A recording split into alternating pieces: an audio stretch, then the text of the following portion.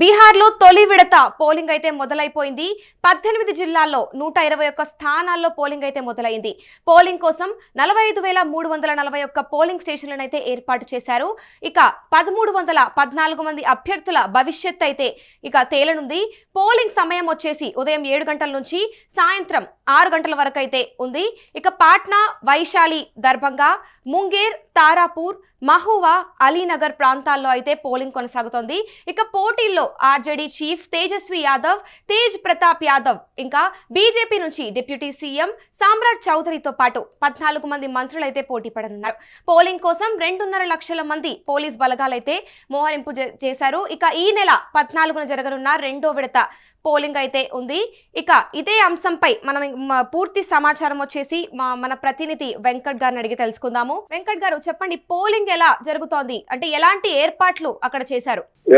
బీహార్ అనగానే కాస్త ఉద్రిక్త పరిస్థితులు నెలకొంటూ ఉంటాయి. బీహార్ లో సాధారణంగా గత చరిత్ర గానీ ప్రస్తుత చరిత్ర గానీ చూస్తే, ప్రస్తుతం జరుగుతున్న పరిణామాలు కానీ చూస్తే బీహార్ లో పరిస్థితి కాస్త ఇబ్బందికరంగా ఉంటుంది. ఎందుకంటే అక్కడ కాస్త రౌడీ గ్యాంగ్స్టర్లు వీళ్ళ ప్రభావం ఎక్కువగా ఉంటుంది. భద్రతకు సంబంధించి అన్ని విధాలుగా కూడా జాగ్రత్తలు తీసుకున్నారు.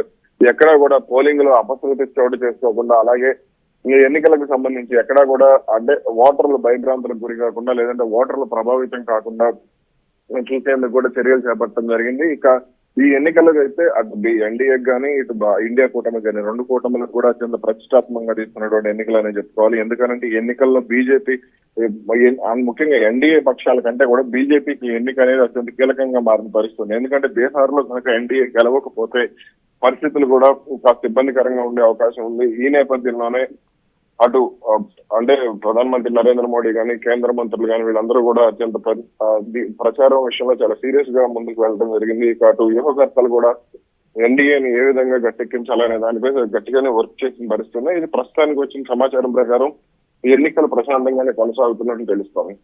మరి వెంకట్, నిన్న జరిగిన రాహుల్ గాంధీ ప్రెస్ మీట్ అయితే ఒకటి పెట్టారు కదా, సో నిన్న ఆయన అయితే ఆరోపణలు చేశారు. హర్యానా గురించి అయి ఉండొచ్చు, బీహార్ గురించి అయి ఉండొచ్చు. ఇక ఈ ఓటింగ్ పై అదేమన్నా ప్రభావం చూపుతుందా?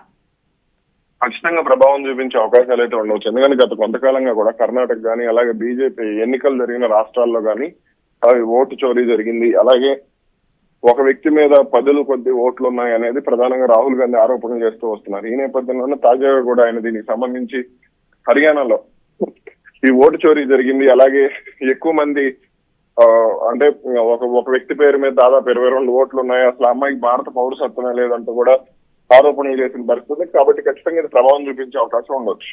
Thank you Venkat. సో ఇక బీహార్ లో అయితే ప్రజాస్వామ్య పండుగ అయితే మొదలైపోయింది. ఇక రాష్ట్ర వ్యాప్తంగా 18 జిల్లాల్లో 121 స్థానాలకైతే పోలింగ్ జరగనుంది. ఇక ఈ దేశంలో మొత్తం 1,314 మంది అభ్యర్థుల భవిష్యత్ అయితే ఎలక్ట్రానిక్ ఓటింగ్ మెషిన్లలో నిక్షిప్తమవుతోంది. ఇక ఈ ఓటింగ్ సమయం వచ్చేసి ఉదయం 7 గంటల నుంచి సాయంత్రం 6 గంటల వరకు అయితే ఉండనుంది. కేవలం నక్సల్స్ ప్రభావిత ప్రాంతాల్లో మాత్రమే 5 గంటల వరకు ఓటింగ్ అయితే జరగనుంది.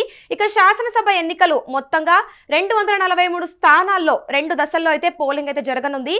ఇక ఈ రోజు 18 జిల్లాల్లో 121 అసెంబ్లీ స్థానాలకైతే నేడు పోలింగ్ జరగనుందన్న విషయం మనందరికీ తెలిసిందే. ఇక తేజస్వి యాదవ్ మాత్రం మూడోసారి విజయం సాధించి హ్యాట్రిక్ కొట్టే దిశగా అయితే దూసుకెళ్తున్నారు.